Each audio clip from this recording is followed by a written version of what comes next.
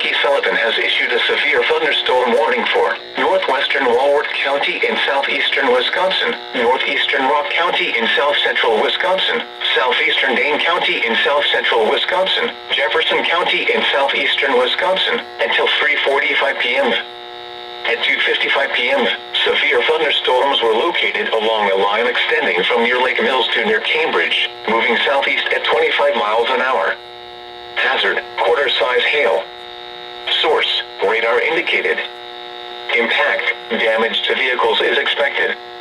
Locations impacted include Whitewater, Fort Atkinson, Jefferson, Lake Mills, Milton, Edgerton, Johnson Creek, Palmyra, Cambridge, Lake Ripley, Lake Koshkonong, Rome, LaGrange, Albion, Hebron, Sullivan, Utica, Rockdale, Bussaville, and Helenville. For your protection, move to an interior room on the lowest floor of a